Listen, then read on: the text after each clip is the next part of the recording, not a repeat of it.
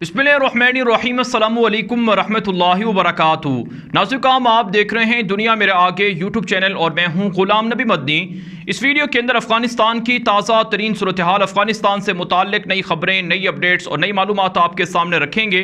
नाज़रीन, एक बड़ी खबर सामने आ रही है कि अफ़गान तालिबान की इस्लामी इमारत कायम होने के बाद पहली मरतबा अफ़गान तालिबान की हुकूमत का एक हाई लेवल डेलीगेशन बैरून मुल्क के दौरे पर रवाना हुआ है। अफ़गान तालिबान के वज़ीर ख़ारजा हैं मौलवी अमीर ख़ान मुत्तकी, उनकी सरबराही के अंदर तालिबान का एक हाई लेवल डेलीगेशन कतर के लिए रवाना हुआ है। ये तालिबान की इस्लामी इमारत की जानिब से पहला गैर मुल्की दौरा है जो किसी भी मुल्क के लिए किया जा रहा है। इससे कबल आप जानते हैं कि कतर के वज़ीर ख़ारजा पहले गैर मुल्की वज़ीर ख़ारजा थे जिन्होंने काबुल का विज़िट किया था। तालिबान की इस्लामी हुकूमत कायम होने के बाद अब तालिबान की जानिब से एक हाई लेवल डेलीगेशन को कतर भेजा गया है, जिसके अंदर तालिबान के वज़ीर ख़ारजा मौलवी अमीर ख़ान मुत्तकी हैं, तालिबान की इंटेलिजेंस इदारे के जो सरबराह हैं मुल्ला अब्दुल हक वसीक हैं, और तालिबान के जो इंटीरियर मिनिस्ट्री है उसके जो नायब हैं वो शामिल हैं, और इसी तरह से तालिबान के सीनियर रहनुमा मुल्ला शहाबुद्दीन दिलावर भी इस डेलीगेशन का हिस्सा हैं, और तालिबान के जो वज़ीर इत्तलात हैं मुल्ला खैरुल्लाह खैर ख़ां वो भी इस डेलीगेशन का हिस्सा हैं। तो अब ये जो डेलीगेशन या वफ़द कतर रवाना हुआ है, ये वहाँ पर कतर की हुकूमत से मुख्तलिफ़ मामलात के अंदर मुज़ाकरात करेगा। बिलखुसूस अमरीका ने जो तालिबान की हुकूमत के या अफ़गानिस्तान की हुकूमत के एसेट मुंजमद किए हुए हैं उस हवाले से मुज़ाकरात होंगे। और आप नाज़रीन जानते हैं कि यूरोप के कई ममालिक तालिबान के साथ रब्ता करके मुज़ाकरात की बहाली के लिए भी कोशें हैं, और गुज़श्ता रोज़ तालिबान के जो अक़वाम मुत्तहिदा के लिए मुंतखब नुमाइंदे हैं, मंदूब हैं सुहेल शाहीन, उनकी जो यूरोप के कई ममालिक हैं जिसमें डेनमार्क है, जर्मनी है, इटली है और दीगर ममालिक हैं, उनके नुमाइंदों से मुलाकात भी हुई थी। तवक्को ये की जा रही है कि कतर का ये जो विज़िट है ये दरअसल तालिबान की हुकूमत को तस्लीम करने के लिए, आलमी राय आम्मा हमवार करने के लिए सामने आ रहा है।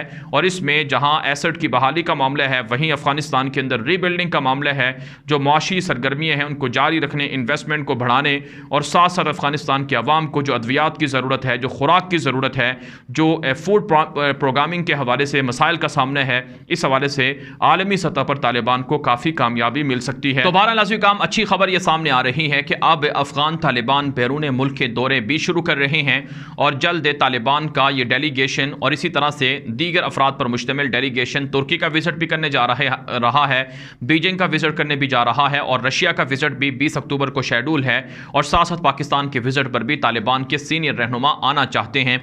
इसके अलावा नाज़रीन, अफ़गानिस्तान से जो एक और ख़बर सामने आ रही है कि अफ़गानिस्तान के अंदर तालिबान के ख़िलाफ़ झूठे इल्ज़ामात का सिलसिला और प्रोपेगेंडा ताहाल जारी है, बंद नहीं हो रहा है। एक ख़बर यह सामने आ रही है कि अफ़गानिस्तान में तालिबान लड़कियों की ख़रीद व फ़रोख्त कर रहे हैं। तालिबान के जो मुखालिफिन हैं वो सोशल मीडिया पर झूठी तस्वीर नशर कर रहे हैं। एक छोटी बच्ची है, उसकी तस्वीर नशर की गई है कि इसे दरअसल एक बाज़ार के अंदर फ़रोख्त किया गया है। हालाँकि ये तस्वीर जो दिखाई जा रही है ये 2011 की है, जब इस बच्ची के घर वालों को, रिश्तेदारों को, सब लोगों को अमेरिका ने और नेटो ने कत्ल कर दिया था। उस मौके पर एहतजाज हुआ था।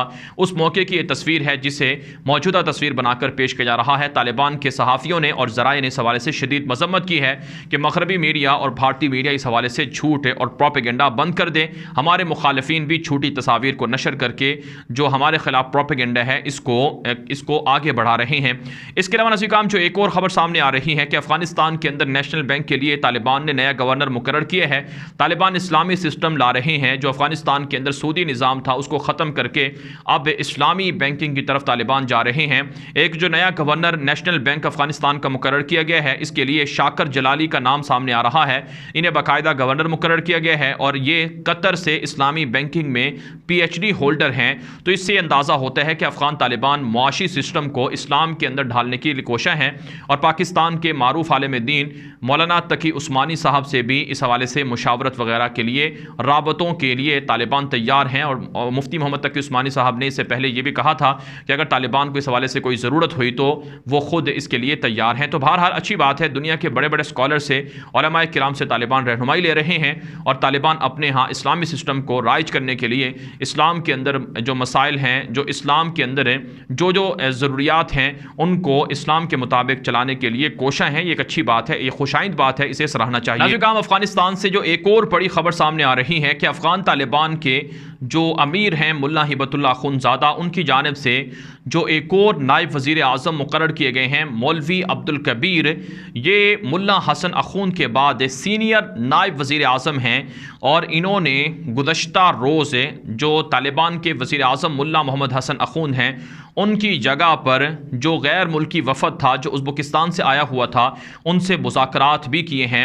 और ऐसे काम दुनिया ने ये मंजर भी देखा है कि मुल्ला अब्दुल गनी बरादर इस मीटिंग के अंदर मौजूद नहीं थे, लेकिन जो मुल्ला अब्दुल गनी के साथ जो वज़ीर आज़म दोम बनाए गए थे मुल्ला अब्दुल सलाम हनफी, वो इस मीटिंग के अंदर मौजूद थे।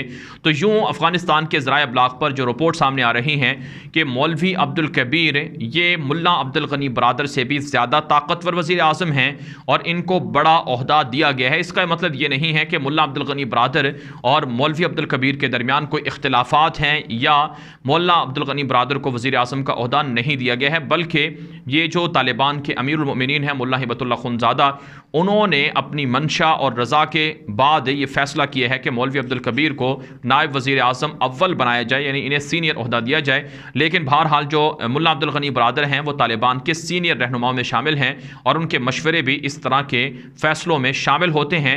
तो इस पर भारत का मीडिया और दीगर जो तालिबान के दुश्मन हैं वो ये खबरें फैला रहे हैं कि शायद तालिबान में इख्तिलाफात हो गए हैं, मुल्ला अब्दुल गनी बरादर की जगह मौलवी अब्दुल कबीर को ला दिया गया है, उसको ओहदा दे दिया गया है। इससे तालिबान के अंदरूनी इख्तिलाफात खुलकर सामने आते हैं। हालांकि ये बातें झूठ हैं। इससे पहले भी मुल्ला अब्दुल गनी बरादर के कत्ल की खबरें चलाई गईं, लेकिन वो झूठ साबित हुई। उनके दरमियान और हक्कानी जो, हालांकि हक्कानी नेटवर्क है नहीं, लेकिन मौलवी अनस हक्कानी जो मौलाना जलालुद्दीन हक्कानी के बेटे हैं उनके दरमियान इख्तिलाफात को बताया गया, लेकिन वो भी झूठ साबित हुए। अब नाज़रीन हम बात कर लेते हैं कि अफ़गान तालिबान से राबतों के लिए और अफ़गान तालिबान से मुस्तक़बिल के ताल्लुकात के लिए अमरीका पाकिस्तान से मदद ले रहा है। अमरीका की नायब वज़ीर ख़ारजा हैं, ख़ातून हैं, जो पहले भारत की विज़िट पर थी, अब पाकिस्तान की विज़िट पर आई हैं और उन्होंने पाकिस्तान के वज़ीर ख़ारजा शाह महमूद कुरैशी से और पाकिस्तान के वज़ीर आज़म और दीगर ओहदेदारों से मुलाकातें भी की हैं। अमरीका को पाकिस्तान ने कहा है कि अफ़गानिस्तान के अंदर अमन आ चुका है, लिहाजा स्टेबिलिटी के लिए, इस्तेहकाम के लिए ज़रूरी है कि अमरीका भी अफ़गान तालिबान के साथ ताउन करे। अगर अमरीका अफ़गानिस्तान के अंदर तालिबान के लिए रास्ते बंद करेगा, उनके असासे मुंजमद किए रखेगा और उनकी हुकूमत पर से लगी पाबंदियाँ ख़त्म नहीं करेगा और दुनिया को तालिबान को तस्लीम करने के लिए राज़ी नहीं होगा और अक़वाम मुत्तहिदा तालिबान को तस्लीम नहीं करेगी, तो अफ़गानिस्तान के मसाइल में इजाफा होगा। पाकिस्तान ने मशवरा दिया है कि अमरीका और तालिबान के दरमियान सुलह के लिए पाकिस्तान रोल प्ले कर सकता है और कर भी रहा है। लिहाजा अमरीका को अपने रवैये बदलना होंगे और तालिबान के साथ जिस तरह से दीगर मुल्कों के साथ अमरीका के ताल्लुकात हैं, इसी तरह से मसावी ताल्लुकात रखना होंगे। नाज़रीन हम साथ साथ इत्तला सामने आ रही हैं कि पाकिस्तान और भारत के ताल्लुकात जो सर्द मोहरी का शिकार हैं और ख़राब हैं, इस हवाले से पाकिस्तान ने अमरीकी नायब वज़ीर ख़ारजा को सबूत पेश किए हैं कि कैसे भारत कश्मीर के अंदर मुसलमानों पर जुल्म कर रहा है और कैसे पाकिस्तान के ख़िलाफ़ फॉल्स फ्लैग ऑपरेशन की कोशिश कर रहा है। लिहाजा भारत को इस हवाले से समझाना अमरीका की ज़िम्मेदारी है ताकि ख़ित्ते के अंदर अमन जो ख़राब हो रहा है, इस हवाले से अमरीका भारत को रोके और भारत की साजिशों पर नज़र रखे। नाज़रीन इसके अलावा पाकिस्तान से एक और अच्छी खबर ये सामने आ रही है कि पाकिस्तान ने इमदादी सामान के भेजने का सिलसिला जारी रखा हुआ है। पाकिस्तान से मज़ीद अफ़गानिस्तान के लिए इमदादी तिजारती ट्रक वगैरह भी अफ़गानिस्तान दाखिल हो रहे हैं। इसलिए ये जो प्रोपेगेंडा था कि पाकिस्तान और तालिबान के दरमियान हालात ख़राब हो चुके हैं, ताल्लुकात कशीदा हैं, ये झूठ और मनगढ़ंत है। पाकिस्तान अफ़गानिस्तान के लिए ताउन कर रहा है और अफ़गान तालिबान पाकिस्तान के रवैये से खुश हैं। नाज़रीन एक और बड़ी खबर सामने आ रही है कि पाकिस्तान के अंदर आज नेशनल सिक्योरिटी का एक बड़ा इजलास हुआ है पाकिस्तान के वज़ीर आज़म इमरान खान की सरबराही में, जिसके अंदर पाकिस्तान के army chief general Qamar Javed Bajwa, Pakistan के DGISI और पाकिस्तान की तमाम मुसल्लह अफ़वाज के सीनियर सरबराहान और सीनियर अफसरान शरीक थे और इसी तरह से पाकिस्तान की काबीना के भी अहम तरीन रहनुमा मौजूद थे। पाकिस्तान के वज़ीर आज़म इमरान खान ने कहा है कि अफ़गानिस्तान के अंदर जो हालात हैं इससे पूरा खित्ता मुतासिर हो रहा है। पाकिस्तान को भी सिक्योरिटी चैलेंजेस का सामना है। जिस तरह से अफ़गानिस्तान के अंदर बम धमाके शुरू हो गए हैं, दाइश की नई लहर उठी है, इसके लिए पाकिस्तान को मज़ीद तैयार रहना होगा। पाकिस्तान के अंदर भी दाइश और इसी तरह से TTP और BLA के लोग हमलों की धमकियाँ दे रहे हैं। लिहाजा पाकिस्तान अपनी सरहदों के लिए तमाम इक़दामात को उठाएगा और फ़ौजी तैयारियों को तेज़ करेगा। साथ साथ नाज़रीन काम इस इजलास के अंदर भारत के अंदर जो पाकिस्तान के ख़िलाफ़ साजिशें जारी हैं, बिलखुसूस अमरीका और चाइना के दरमियान जो कोल्ड वार शुरू हुई है और इसी तरह से लद्दाख के अंदर जो चीनी फ़ौजी भारतीय इलाकों पर कब्ज़ा कर रहे हैं और चीन और पाकिस्तान के बारे में भारत का जो नेगेटिव रवैया है, इस पर भी गौर व फिक्र हुआ है।